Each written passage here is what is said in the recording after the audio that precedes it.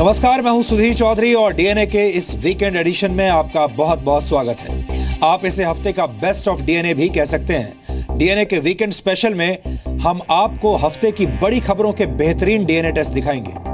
आज हम आपको देश के उन युवाओं से मिलवाएंगे जो ग्रेजुएट या पोस्ट ग्रेजुएट होने के बावजूद सफाई कर्मचारी की नौकरी पाने के लिए जी जान से जुटे हुए हैं और खुद को एक अच्छा सफाई कर्मचारी साबित करने के लिए प्रैक्टिकल परीक्षा में बाकायदा गंदे नाले में उतरकर सफाई भी कर रहे हैं। ये भारत की वो युवा शक्ति है जिसके पास योग्यता तो है लेकिन नौकरी नहीं है। यानी चांद और मंगल पर विजय प्राप्त करने वाले भारत के युवा बेरोजगारी की जंजीरों से बंधे हुए हैं। वैसे तो कोई काम छोटा नहीं होता और किसी काम को कमतर करके नहीं आंकना चाहिए, लेकिन जब कोई छात्र एक विषय में बाकायदा ग्रेजुएशन या पोस्ट ग्रेजुएशन करने के बाद अपने क्षेत्र से जुड़ा काम करने के बजाय सफाई कर्मचारी, चपरासी, गार्ड या मच्छर मारने वाले के पद पर नौकरी करता है तो इससे देश का ही नुकसान होता है। इसलिए आज हम भारत की युवा शक्ति को सही दिशा देने वाला एक विश्लेषण करेंगे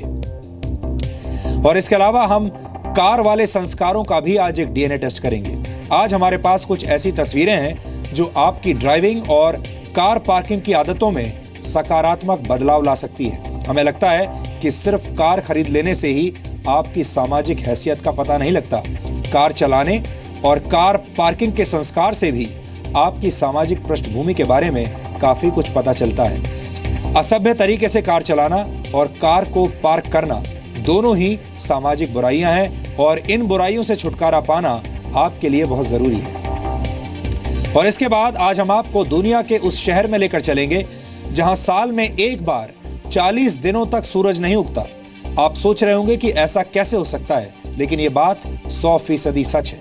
आज हम आपको यह समझाएंगे कि जब किसी शहर में एक रात 40 दिन लंबी हो जाती है तो वहां के लोग किस तरह अपना जीवन जीते हैं। यह कुदरत का एक ऐसा करिश्मा है जो आजकल पूरी दुनिया को हैरान कर रहा है, इसलिए आपको यह मिस नहीं करना चाहिए। लेकिन आज का डीएनए टेस्ट शुरू करने से पहले देखते हैं आज की तमाम बड़ी खबरें नॉनस्टॉप न्यूज में।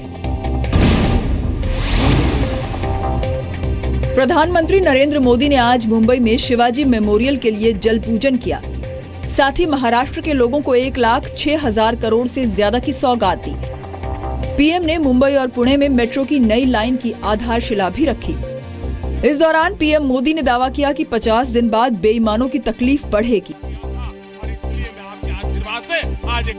आज से 40 साल पहले जो काम करने चाहिए थे वो काम किए होते तो आज मेरे देश के 125 करोड़ ईमानदार लोगों को कतार में खड़ा नहीं रहना पड़ता। शिवाजी मेमोरियल समुद्र तट से करीब 1.5 किलोमीटर दूर एक टापू पर बनेगा, जिसमें शिवाजी की 210 मीटर ऊंची मूर्ति लगाई जाएगी।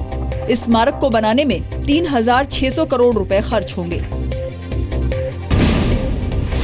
उत्तर प्रदेश के मुख्यमंत्री अखिलेश यादव ने आज नोट बैन के फैसले का विरोध करते हुए आज उन 14 लोगों के परिवारों को 2-2 लाख रुपए का मुआवजा दिया, जिनके बारे में विपक्ष लगातार दावा कर रहा है कि उनकी मौत नोट बैन के फैसले की वजह से हुई।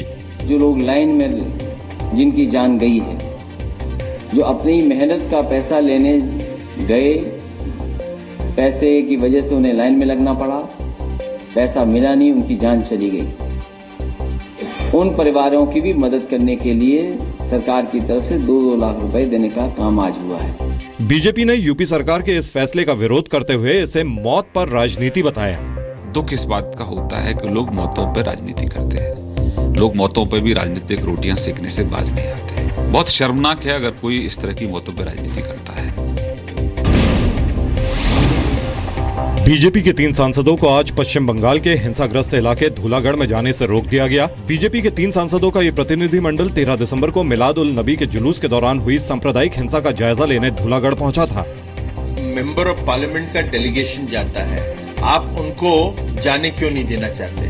और आज ही आप सेक्शन 144 क्यों लगाते हैं? कि आपके टीएमसी के जो गुंडे हैं माइनॉरिटी विंग के, उन्होंने हिंदुओं के ऊपर वायलेंस छेड़ रखा है। एक इंडिपेंडेंट इन्वेस्टिगेशन ऑर्डर करिए और उसकी देखरेख के नीचे पूरा सच का सच सामने आएगा।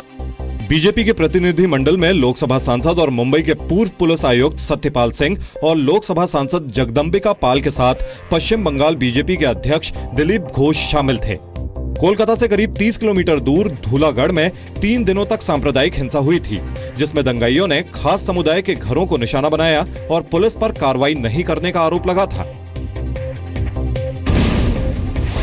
काले धन को सफेद करने के आरोप में सीबीआई ने मुंबई के मशहूर डॉक्टर समेत 5 लोगों के खिलाफ केस दर्ज किया है। आरोपी डॉक्टर सुरेश आडवाणी पद्मश्री और पद्म भूषण से सम्मानित हैं, जबकि दूसरे आरोपियों में वैद्यनाथ कोऑपरेटिव बैंक के अधिकारी शामिल हैं। इस बैंक के निदेशक बीजेपी सांसद और स्वर्गीय गोपीनाथ मुंडे की बेटी प्रीतम मुंडे हैं। प्रीतम की बहन पंकजा मुंडे ने आरोपों को गलत बताया।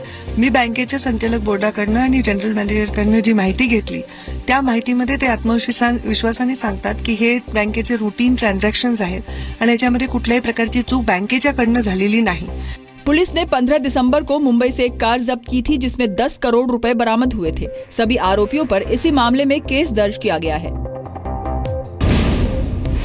दिल्ली के सीएम अरविंद केजरीवाल ने गेस्ट टीचर्स से किए अपने वादों से मुकरते हुए नया आदेश जारी किया है, जिसके मुताबिक दिल्ली में जुलाई 2017 से गेस्ट टीचर्स की नियुक्ति हर साल नए सिरे से होगी।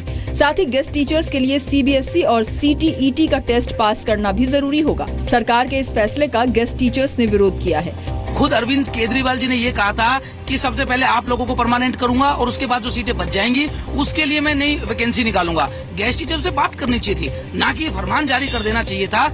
आम आदमी पार्टी ने अपने चुनावी घोषणा पत्र में गेस्ट टीचर्स को स्थायी करने का वादा किया था और सरकार बनने के बाद भी वादा निभाने की बात कहती रही है। यूपी के चुनाव की रणनीति को लेकर आज लखनऊ में समाजवादी पार्टी की अहम बैठक हुई। इसमें अध्यक्ष मुलायम सिंह यादव के साथ यूपी के अध्यक्ष शिवपाल यादव और महासचिव अमर सिंह शामिल हुए। इस मीटिंग से पहले अमर सिंह और शिवपाल यादव के बीच अलग से बैठक हुई थी।